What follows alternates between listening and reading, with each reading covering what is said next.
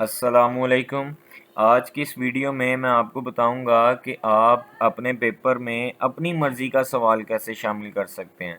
देखें, फ़िलहाल तो हमारे पास जो डेटा बैंक है वो बहुत ज़्यादा है, लेकिन फिर भी बाद दफ़ा ऐसा होता है कि टीचर ने बच्चे को कोई सवाल ऐसा याद करवाया होता है, वो चाहता है कि मैं बच्चे को यही सवाल दूँ, ठीक है।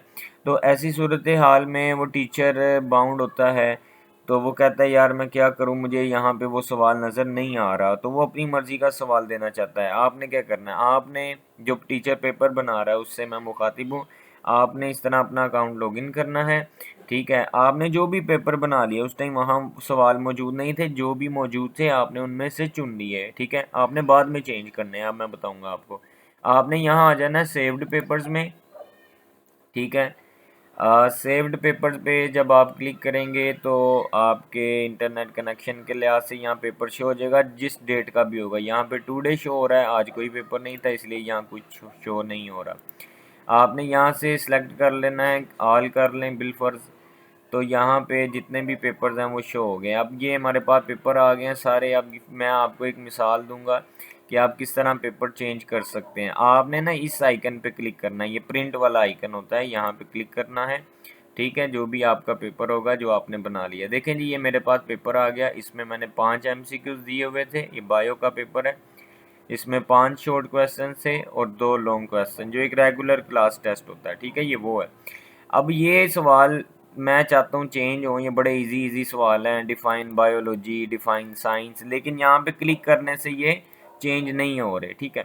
तो अब मैं क्या चाहता हूँ, मैं चाहता हूँ इसको चेंज करूँ।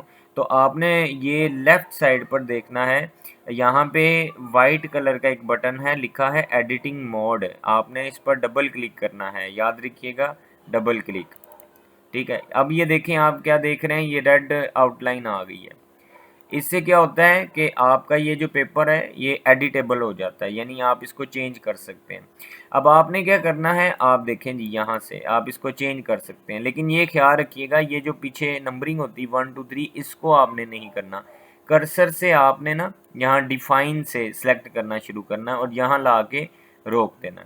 अब यहाँ मैं देना चाहता हूँ जी, define what is biology, what are the branches of biology, या जो भी सवाल है, एक मिसाल समझाने के लिए, ठीक है। इसी तरह आपने यहाँ पर आ जाना है राइट साइड पे, या उर्दू में भी आपने फिर इसको चेंज करना है अगर आपने डुअल मीडियम सेलेक्ट किया, ठीक है। यहाँ आपने कर्सर से इसको सिलेक्ट करना है, स्लो स्लो सेलेक्ट करना है आपने, इस तरह MS वर्ड में जैसे होता है ना वैसे सिलेक्ट आपने नहीं करना। आप यहाँ से इसको चेंज करेंगे, यहाँ पर लिखेंगे कि बायोलॉजी की ब्रांचेज के बारे में लिखें, ठीक है। आपने इस तरह से सवाल लिख देना है। आपने उर्दू में भी चेंज करना है, इंग्लिश में भी करना है, इसी तरह आप यहाँ पर भी चेंज कर सकते हैं, ठीक है। ये देखें, ये अब मैं इसको इंग्लिश में लिख देता हूँ, ये देखें, ठीक। तो यानी आप शॉर्ट क्वेश्चन भी चेंज कर सकते हैं, लॉन्ग क्वेश्चन भी कर सकते हैं, इवन दैट आप इनके मार्क्स भी चेंज कर सकते हैं। यहाँ 5 शो हो रहा है, मैं 10 कर देता हूँ, यहाँ 10 आ जाएगा। इसी तरह MCQs भी हम चेंज कर सकते हैं, यहाँ पर देखें, ठीक है। अब मैं यहाँ इस MCQs को बदल देता हूँ, ठीक है। यहाँ पे हम सॉरी देखें जी, इस तरह आपने पूरा क्लियर नहीं करना, वो थोड़ा सा एक लफ्ज़ रखना है ताकि वो उसको कंप्लीट ना डिलीट कर दे। ये इस तरह से देखें, ठीक है। अब यहाँ पे मैंने क्या करना है, यहाँ पे इसको सेलेक्ट करके अब लिखना शुरू करूँगा। देखें, अब वो उसने उसको नहीं मिटाया, मिक्स नहीं किया। What is the benefits of what, जो भी मतलब सवाल है, तो यहाँ पर भी आप इसको चेंज कर सकते हैं, इसको भी चेंज कर सकते हैं, जो भी आप देना चाहते हैं, ठीक है। ये देखें, इस तरीके से आप दे सकते हैं, आप इसको चेंज कर सकते हैं, ठीक है। एक देना एक दे दें, डबल ऑप्शन आ रहा है उसको डिलीट कर दें। तो इस तरह से आप अपना पेपर चेंज कर सकते हैं। अब आप देखें, इतना करके आपने छोड़ना नहीं है, काम आपका बस इतना नहीं है। आपने अब दोबारा यहाँ एडिटिंग मोड पर डबल क्लिक या सिंगल कर लें, आप काम चल जाएगा। ये सिंगल कर दिया आपने, ठीक है।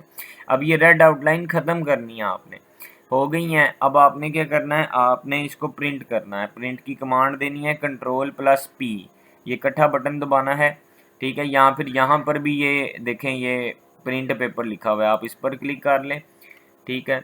तो अब यहाँ पर आप देख रहे हैं कि ये हमारा 2 पेज पे पेपर जा रहा है। हमने इसकी थोड़ी सी सेटिंग चेंज करनी है, इसको देखना है इस लिहाज से यहाँ पे जो भी है, ताकि हमारा पेपर 1 पेज पर आ जाए, हमारी सेटिंग उस लिहाज से हो जाए। आपने ये देखना है, ठीक है, जो पेपर आप सेव करना चाह रहे हैं।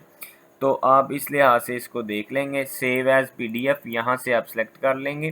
ठीक है। जो भी पेपर का साइज़ रखना है, A3 A4 ही चलता है, ज़्यादा A4 पे क्लिक करेंगे। ठीक है। ये सारी सेटिंग करके आपने सेव का बटन दबा देना है। अब सेव का बटन दबाने के बाद ये आपके आगे डायलॉग आ जाएगा। आपने यहाँ पे जो भी नाम रखना है अपने पेपर का वो रख दें। ठीक है। उसके बाद आप यहाँ पे सेव का बटन दबाएं तो ये पेपर आपका हो गया सेव।